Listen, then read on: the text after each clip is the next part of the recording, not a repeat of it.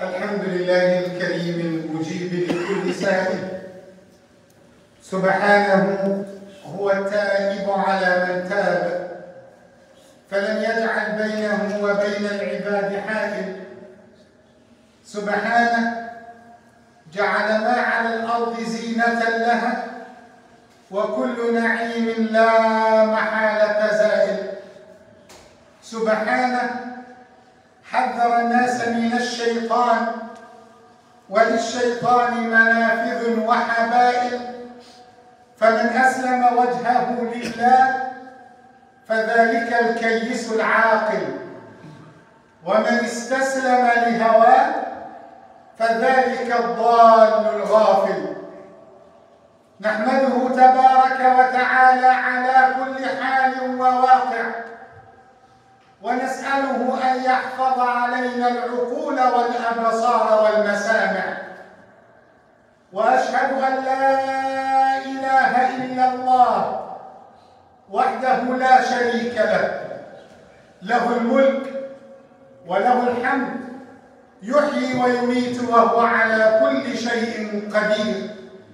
وأشهد أن سيدنا وإمامنا وقائدنا وحبيبنا رسول الله محمد، اللهم صل وسلم وبارك عليك سيدي يا رسول الله. All praise is due to Allah subhanahu wa ta'ala, the master of the whole universe. I bear witness that there is no God worthy of our worship and our submission except Allah. I bear witness that Muhammad sallallahu alayhi wa sallam is the messenger of Allah. May Allah subhanahu wa ta'ala accept our worship, and may Allah make us amongst the righteous servants. Allahumma ameen. My brothers and sisters, welcome back to another Jumu'ah, another session, another time that we try to come together for the sake of Allah subhanahu wa ta'ala.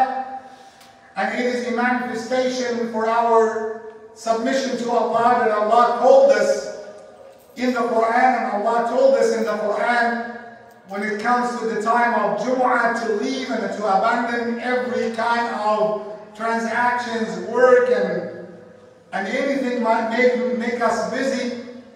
And then Allah subhanahu wa ta'ala had urged us to rush and hasten to worship Allah, to remember Allah. Jazakumullahu khairah for submitting yourselves willingly to the commands of Allah. And we try to come together to take the benefit, and we try to learn from the Quran and the Sunnah of Rasulullah Muhammad sallallahu alayhi wa sallam, and we try our best to be better Muslims.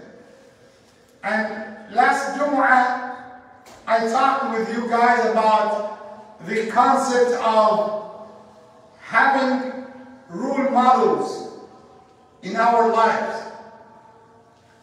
And I talked with our generations, young generations, about having heroes in Islam, and looking to some people, especially the first generation in Islam, as our role models.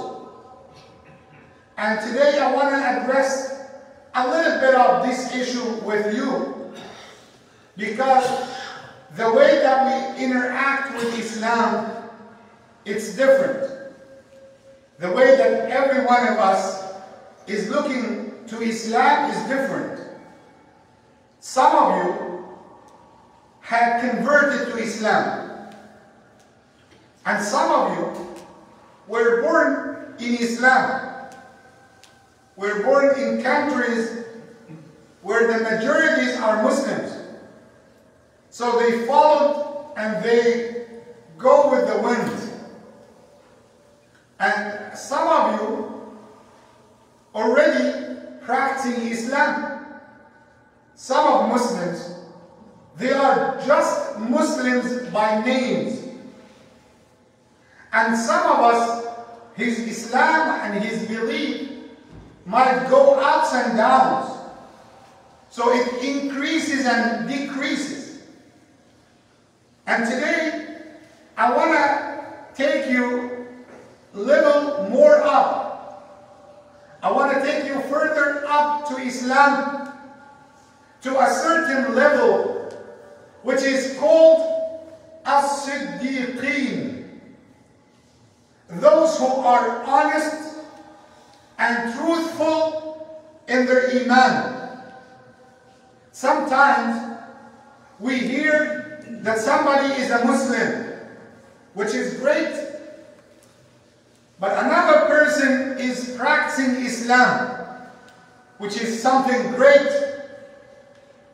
But what is the greatest? Not to be a Muslim, not to practice Islam. The greatest is to live Islam. And it has a big difference. Great impact. Not only to practice Islam, not only to pray 5 times a day, not only to come to Jumu'ah to practice the rituals of Islam. And to be honest, as an Imam, I have the opportunity and the chance to see different types of people. When it comes to Islam, I meet people, they know nothing about Islam except that they are Muslims. And I meet people, they do not memorize anything in Quran. I meet people, they already memorized the entire Quran from cover to cover. And I met people, they don't know how to pray janazah, for example. So which level that you are in? And how truthful are we when it comes to Islam? How truthful in practice, in our Iman? Are you only practicing Islam, or are you living Islam? And what's the difference? Living Islam, to live Islam encompasses each and every aspect in your life. Not to live Islam just to be in a side. I will need Islam in Jumu'ah, I will need Islam in Ramadan, I will need Islam to pray Eid. I do not know Islam except when I am in trouble, when my wife is in the hospital, when my kids are struggling, then I will remember Allah and raise my hands to make a supplication to Him. The way that we interact with Islam, that shapes each one of us. It shapes your heart. It shapes your personality. It shapes your status on the day of judgment. That's why. Let me tell you in this short time a little bit about this concept or this title or this grade, which is called As-Siddiqeen. Sometimes you read in the Quran, when Allah is talking about levels, An-Nabiyyin, the prophets, Was-Siddiqeen, the truthfulness, or those who are truthful in their Iman, Was-Shuhada, the martyrs, those who have been killed in the battlefield, Was-Salihin, the righteous. So if we cannot be prophets, no more prophets after Rasulullah. And maybe you cannot be a shaheed, for example. So you have 2 levels remained for you to be closer to Allah: the righteous and the truthful. And let me tell you a little bit about the truthful people, As-Siddiqeen. And the best example that it will illustrate this meaning, to talk about one of the truthful people with Allah.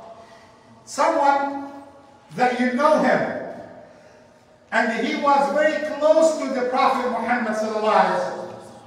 And Actually, he is the most beloved person amongst the companions and amongst the men to Rasulullah. His name is Abdullah ibn Uthman ibn Amir. I believe that 90% of you didn't recognize the man yet. Abdullah ibn Uthman ibn Amir, known as, surprisingly, amazingly, known as Sayyiduna Abu Bakr Al-Siddiq. That is his name. Most of Muslims do not know his name. Most of Muslims know only Abu Bakr. But his name is Abdullah ibn Uthman ibn Amir. His kunya, his title is Abu Bakr. And he got this nickname as a Siddiq, the most truthful person. Let me tell you a little bit about the concept of not only practicing Islam, but to live Islam. Abu Bakr Al-Siddiq radiallahu anhu was that person that he lived Islam. He absorbed Islam. He was breathing Islam. He was acting Islam. He was living Islam. He was waking up in Islam. He was sleeping in Islam. He was soaking in Islam. Islam contained every aspect in his life. And that's why Rasulullah Muhammad sallallahu alayhi wa sallam said that everyone I had presented Islam to was somehow hesitant, except Abu Bakr. Once the Prophet Muhammad sallallahu alayhi wa sallam told him about Islam, immediately, without any question, without any hesitation, he accepted Islam. That's why he was the first one on earth to follow Rasulullah Muhammad. The first one on earth after Rasulullah to be called as Muslim. I want you to think about that person. Those are our role models, our history, our background should be for those people. Our young generations should look at Sayyiduna Abu Bakr Al-Siddiq, should learn from his life. When you think about Sayyiduna Abu Bakr, you are talking about a person that Allah had referred to him in the Quran more than 3 times. In the Quran, Allah spoke about Abu Bakr Al-Siddiq radiallahu anhu more than 3 times in the Quran. Let me give you 3 examples. Allah said, وَسَيُجَنَّبُهَا الْأَتْقَى. He will be away from the hellfire. He will be pardoned from the hellfire. He will never ever enter hellfire. That's number 1.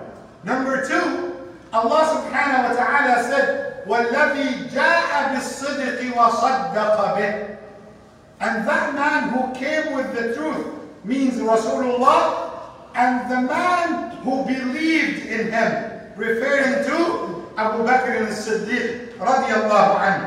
And not only this, when the Prophet sallallahu alayhi wa sallam was in the incident of the migration from Mecca to Medina, Allah mentioned in the Quran, ثاني اثنين, the second of the 2, who were in the cave, means Abu Bakr Al-Siddiq when he was with the Prophet Muhammad sallallahu alayhi wa sallam. Abu Bakr Al-Siddiq deserved that title and this high status in Islam because of what? You might think as a Muslim in 2022 that, you know what, Imam, maybe he used to pray all the night. Or maybe he used to stay fasting for 10 years. No. Let me tell you what the Prophet Muhammad ﷺ said, and that might teach us a lesson. He said, مَا سَبَقَكُمْ بِكَثِيرِ صَلَاةٍ وَلَا صِيَامٍ. He did not outdo you because of too much salah, too much siyam. But he outdid you because of something was settled in his heart. Because of sincerity. Because of love. Because of good actions. Because of good intention. That made Abu Bakr. You could reach to something close to Abu Bakr, and to consider Islam is not something like part of your life. No, I told you, that's a big difference. Most of Muslims nowadays, they practice Islam, but they do not live Islam. To live Islam encompasses all your life. Before you eat, before you drink, before you wake up, before you sleep, before you pray, before you visit somebody, to live Islam in each and every step in your life. To wake up in the morning and ask yourself, how can I serve my religion today? That's my main purpose. That's my main concern. To wake up every day in the morning, how can I be a good Muslim? How to serve my community? Some of us practice their life and they just hang Islam in the closet. When they come to Jumu'ah, they dress Islam and they come. And once they leave the masjid, they take it off. And we wanted to be honest with ourselves. Sayyiduna Abu Bakr Al-Siddiq radiallahu anhu was that person who is not doubting Rasulullah. And he is not questioning any part of Islam. He had the full submission to Allah and His Messenger on the incident of Al-Isra wal-Mi'raj. The night journey, the ascension, when Abu Jahl, the next day, the enemy of Islam, and everyone else in the city was mocking Rasulullah. And they didn't believe him.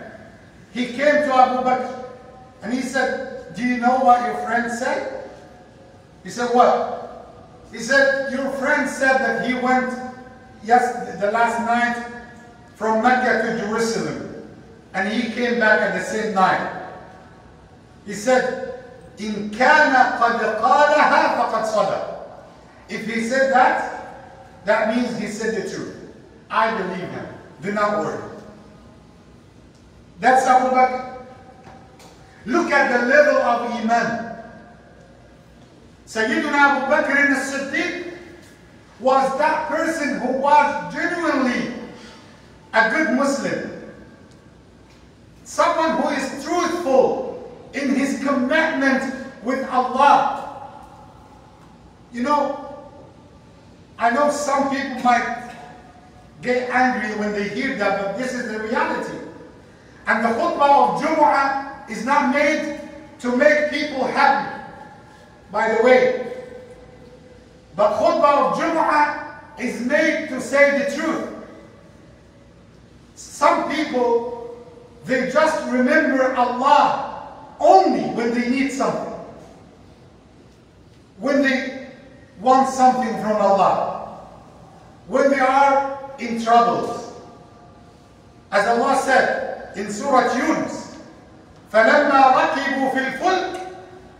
When some people were in the midst of the ocean and they found waves are moving so fast and they might be killed, they raised their hands to Allah. Oh Allah, just save us from this ship and we will be good servants to you. And when Allah saved them, they forgot everything about Allah.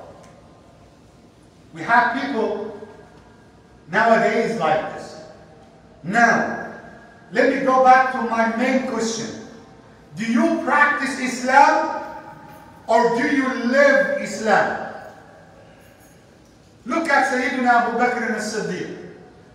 He was that type of person that he lived Islam, and everything in his life, every second, every minute, every matter in his life was related to Islam. As Allah said at the end of Surah Al-An'am, قُلْ إِنَّ صَلَاتِي وَنُسُكِي وَمَحْيَايَ وَمَمَاتِي لِلَّهِ رَبِّ الْعَالَمِينَ. O Muhammad, say to them, my prayers, listen, my prayers, my rituals, my entire life, even my death, for the sake of Allah. Every step, before you move 1 inch forward, you ask yourself, is that pleases Allah? And maybe the picture is not clear enough till today, till now. Let me tell you that story that it will make it more clear. One day, the Prophet Muhammad sallallahu alaihi wasallam was sitting amongst the companions, and that was right after Fajr. Let's say 6:30, 5:30 in the morning, right after Fajr. Then he wanted to ask some questions to companions. And he said, مَنْ مِنْكُمُ الْيَوْمَ أَصْبَحَ صَائِمًا?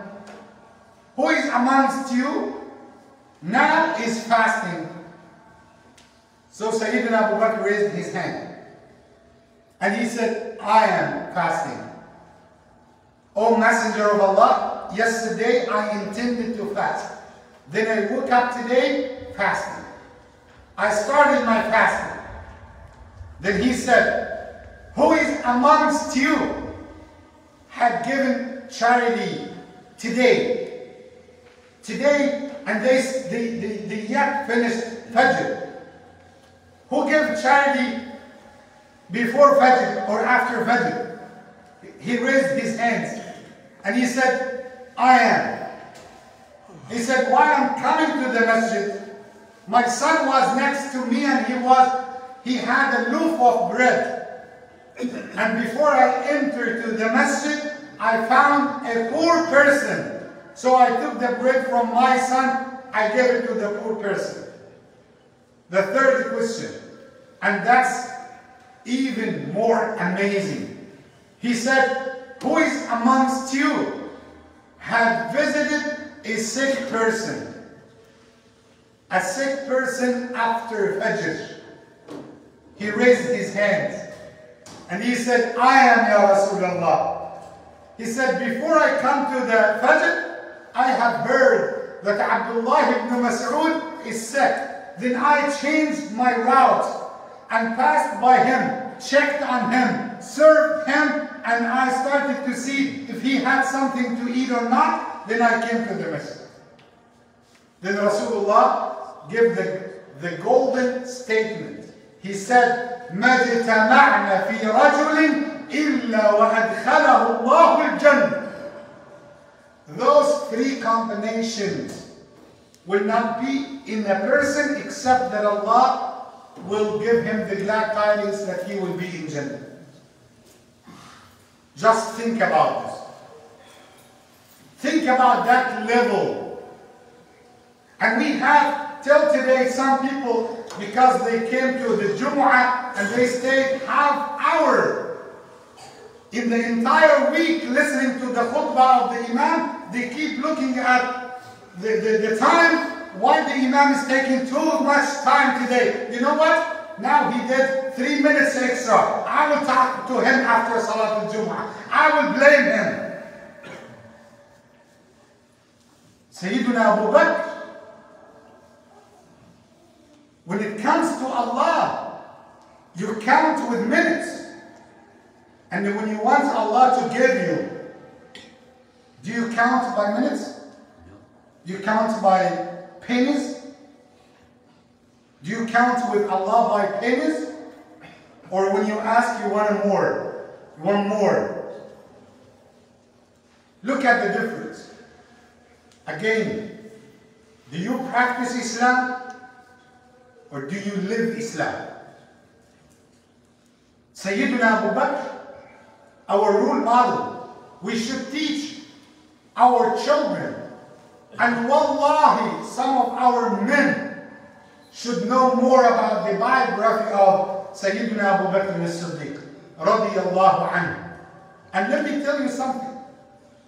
So when we talk about the companions, the mainstream in the minds of our youth, that the Imam is talking about something very old and rough, and those poor people had nothing to do. That's why they had this commitment about Islam. But today we are in 2022 and we have our college, business, internet, YouTube, Twitter, WhatsApp.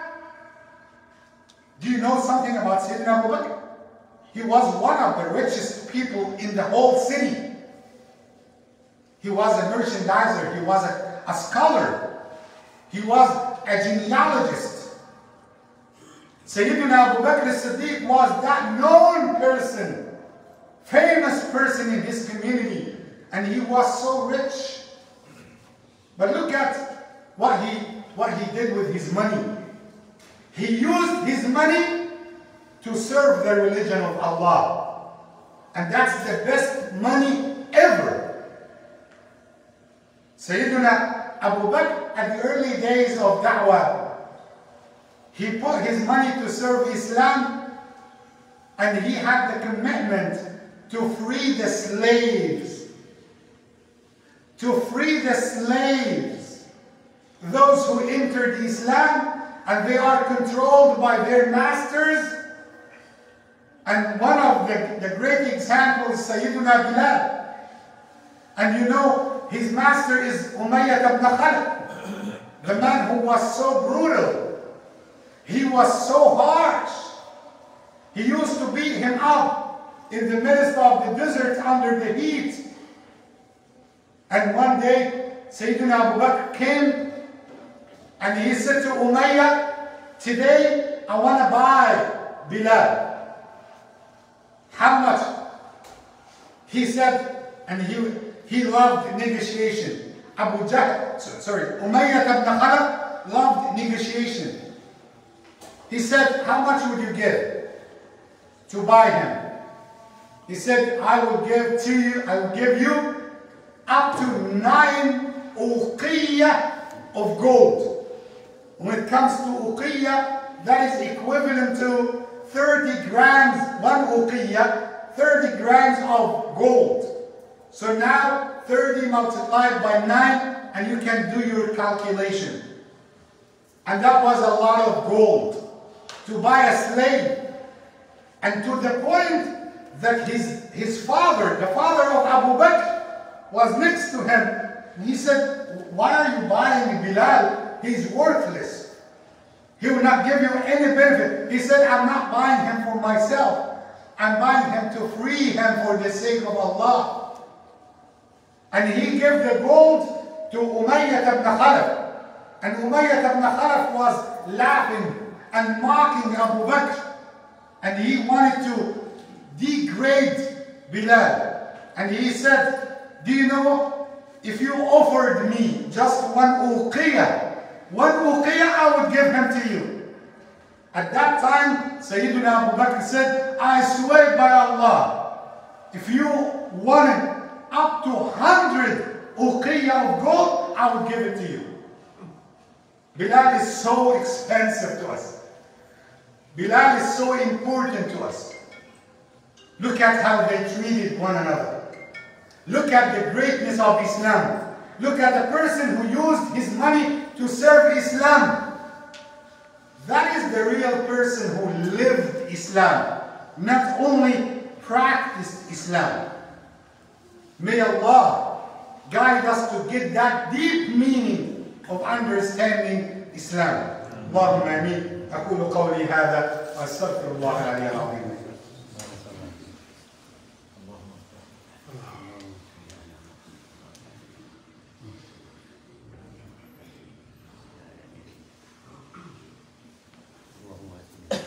إن الحمد لله نحمده ونستعينه ونستغفره وأشهد أن لا إله إلا الله وحده لا شريك له وأشهد أن سيدنا محمدا عبد الله ورسوله.